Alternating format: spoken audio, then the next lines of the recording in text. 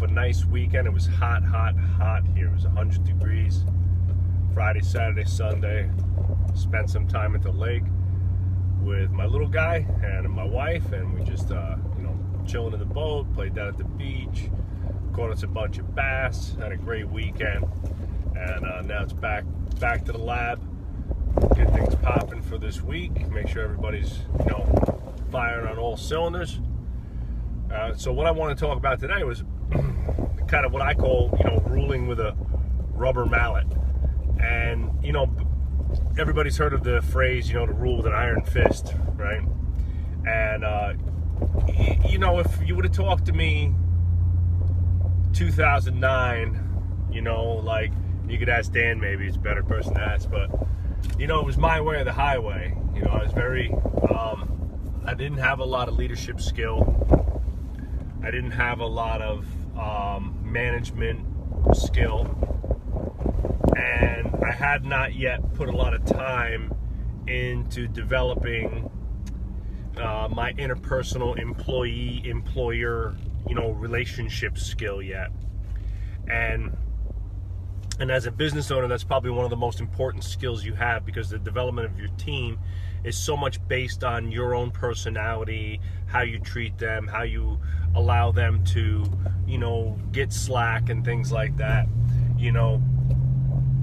First and foremost, when managing a team, I always believe it's your core values and your mission. And I put that as the cornerstone of just about everything that occurs in your business, because it's a starting point for everything. So if I know that my core values are hungry, humble, and committed, and we hire people, we're also looking for smart, right? Socially smart. And so when I look at those four things, I can clearly see if a person falls in line with us, or at least, is within that standard deviation, right? Gives me a good starting point. When I define my core values, I'm able to place action to certain things, right? What it means to be hungry, humble, and committed. What actions an employee has to take to meet that criteria, and such. Both inside and out of the gym. Obviously, personally in their personal lives, and as a person, and then obviously their conduct within the business itself. Okay. I also would have told you that, again, like years ago, that kind of this is my business, what I say goes, right? And that and such. And the problem with that mentality is that people don't like to be ruled, right? It's human nature. It's the reason why we go to war, right? And there's been thousands of wars fought over oppression, right? And people telling other people what to do. That's some high quality Joe right there. And that only works for so long, or for certain types of people. That might work for a new intern coming in, somebody who's been with you the first year and whatever, and they're a young, fresh out of college, kind of scared, employee, right? But that doesn't work for a Big Mike. It doesn't work for Dan anymore, right? I mean, 10 years of being partners, 10 years of being in business together and working with each other. It's a lot about give and take. So now Mike's opinion is infinitely more important to me than it was maybe the first year he was in business, or when I was a younger businessman. Mike's actions, what he does, how he conducts himself, his ability to manage and lead other people. And that goes for everyone. That goes for, Dan, Sean, Mike, Adam, Simone, everybody, right? I'm trying to create other leaders, not just followers. And you have to let them then, do some things autonomously. And some of those things might be a little bit out of line with, the company. Might be a little bit maybe out of direction for what you see, but it aligns really well with them, right? And sometimes you have to let go, right? And let them have a little bit of a slack, so that you can get more out of them longer and down the road, so they're more fulfilled personally, right? So by allowing, your coaches to pursue some other interest, to create their own persona and brand within your brand, to be able to have a piece of the business that they're in charge of, right? Whether they have a percentage or not doesn't matter. It's about giving them ownership and leadership ability. It's about making sure that they feel as though their opinions and their work is important to the business, but also important to the other people that work within the business, and has meaning to the outcome of the clients and the overall, growth of the business, right? At the end of the day, people look for certain things when it comes to a career.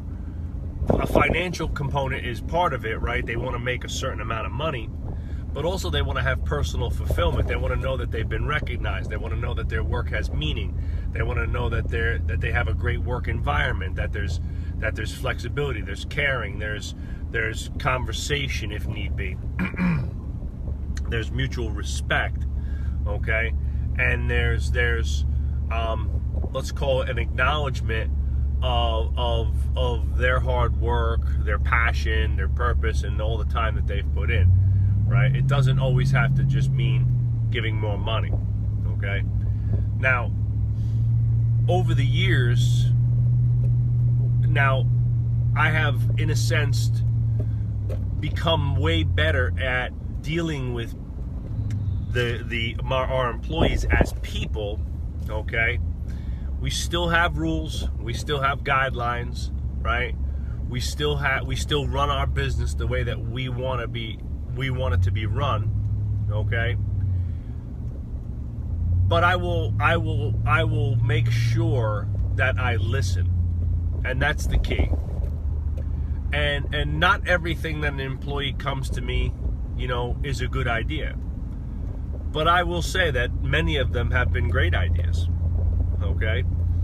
And by being the type of employer that says, no, we're doing this my way, where you've created a culture where nobody speaks up and nobody wants to tell you, good or bad, that they see something that can be fixed or broken or whatever it might be, or that there's something we're doing really. I don't even want to say anything. Like, I don't say anything good, I don't say anything bad, because I don't know what's going to set Joe off, right? Or I don't want Joe to tell me it's stupid again or whatever it might be, right? If you create a culture like that because you're the one that calls all the shots, you're the one that makes all the decisions, you're the one that dictates everything, right? Well, then eventually people are going to get tired, unless you're paying them an F ton of money, right? Which in the gym industry is not a common thing, right? It's not easy to, a small gym can't pay, 5 coaches hundreds of thousands of dollars, okay? So you have to treat them like great people, and you have to treat them with respect, and you have to give them opportunities to at least be able to come to you with an idea or a plan that they think would be great for themselves, right? Because if an employee comes to me and says, hey, this is something that I'd really enjoy doing, or I'd really like to do, and I think we could work around it where the business can benefit too, I'm willing to listen. And there might be a part of me that's like, well, I don't really know if this is a great idea, but it's something that they think is really important to them, and they think it's a great idea. So can I analyze it in a way that allows me to say to myself, well, it's not 100% ideal, but if I 100% say no, then they're going to be defeated and deflated. Or can I say yes, put some parameters around it, and make it beneficial for both parties, right? So there's things like that, right? And so I call that ruling with a rubber mallet, right? I call the shots. I ultimately make the final decisions, but at the end of the day, I'm a human being just like everybody else, and I care very deeply about the people that work for me and all the hard work that they've put in to help us grow Varsity House and our brand and our business, so that I can have a weekend off and an amazing time with my family, and know that I have an A+ crew running the show, right? You have to listen. You have to be conscious of their feelings and their wants and needs, and you have to be a great boss, not a boss man, okay?